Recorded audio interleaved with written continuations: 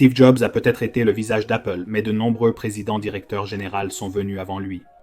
Voici donc 5 présidents directeurs généraux d'Apple que vous ne saviez pas qu'ils existaient.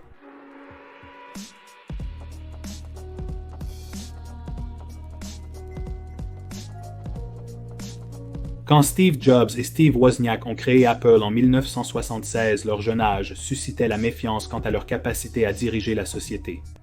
Mike Markula, le premier soutien financier d'Apple, a recruté un président-directeur général pour gérer les tâches nécessaires au fonctionnement de l'entreprise. Il a choisi Michael Scott, son ancien collègue de Fairchild, comme président-directeur général.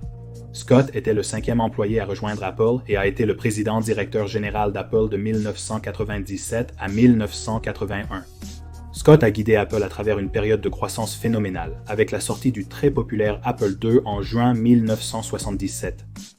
Il aurait également interdit toutes les machines à écrire au siège d'Apple en 1979.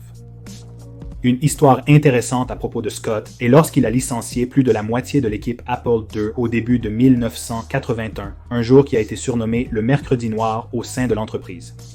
Scott a expliqué sa logique en affirmant que l'entreprise avait grandi beaucoup trop vite au cours de l'année précédente, ou à peu près, et avait fait quelques mauvaises embauches clés qui elles-mêmes avaient embauché des personnes encore pires.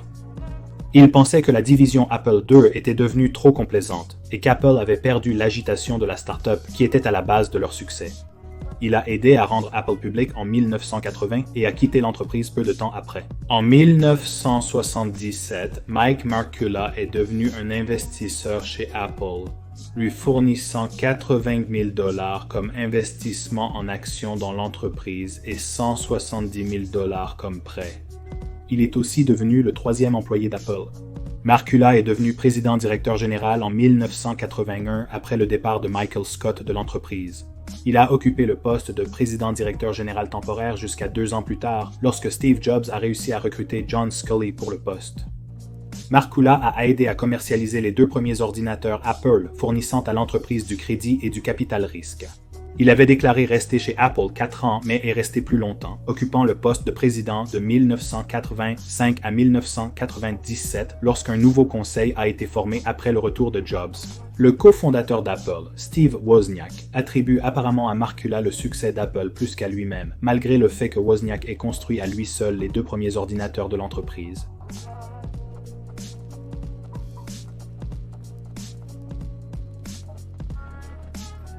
Anciennement président-directeur général de Pepsi, John Sculley a été amené chez Apple pour ses compétences en marketing afin d'aider l'entreprise à vendre des ordinateurs.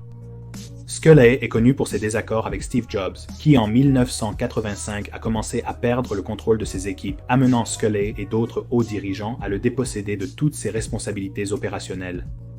Toutefois, sa stratégie en tant que président-directeur général a mené Apple à des coûts élevés en ingénierie, fabrication et marketing, ses produits créant une confusion sur le marché. La gamme de produits Macintosh est devenue fragmentée et il a pris la décision d'utiliser des puces PowerPC, admettant plus tard qu'il aurait dû opter pour les processeurs Intel plus populaires.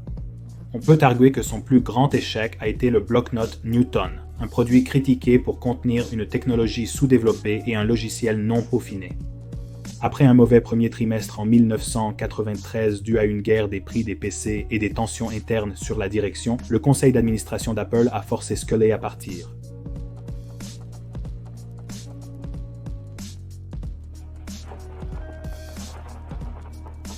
Surnommé le Diesel, Michael Spindler a gravi les échelons au sein des opérations européennes d'Apple, devenant président d'Apple Europe et remplaçant John Sculley en tant que président-directeur général en 1993. Spindler, un stratège brillant, a attiré l'attention chez Apple et dans le monde extérieur. La première action majeure de Spindler comme président-directeur général fut d'initier une réorganisation radicale. Plus de 2500 emplois ont été supprimés, soit près de 15% de la main-d'œuvre, et l'entreprise a été totalement restructurée. Plutôt que de centraliser le développement de produits, l'entreprise s'organiserait désormais par marché. Le seul vestige de l'ancien Apple était AppleSoft, qui était responsable du développement du système d'exploitation. Cette structure aplatie a dissipé le statut politique de tout chef individuel du développement de produits, autrefois la division la plus puissante chez Apple. L'humiliation la plus grande de Spindler a eu lieu lors d'une assemblée générale annuelle des actionnaires, généralement une occasion pour l'entreprise de promouvoir de nouveaux produits et initiatives, mais celle qui s'est tenue le 23 janvier n'était pas une célébration. Spindler a été vivement interrogé par les actionnaires sur les performances financières d'Apple. Pendant toute la réunion, Spindler est resté pâle et a offert des défenses timides pour sa performance, bien qu'il ait reconnu que beaucoup des problèmes auxquels Apple était confronté étaient de son fait. Mike Markula, le président, a rapidement licencié Michael Spindler.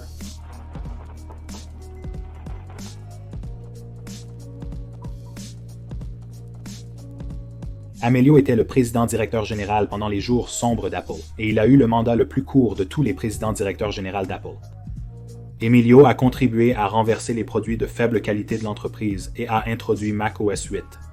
Il a permis la licence du système d'exploitation aux fabricants de matériel clone de Mac qui empiétaient sur la part de marché d'Apple au lieu d'attirer de nouveaux clients sur la plateforme.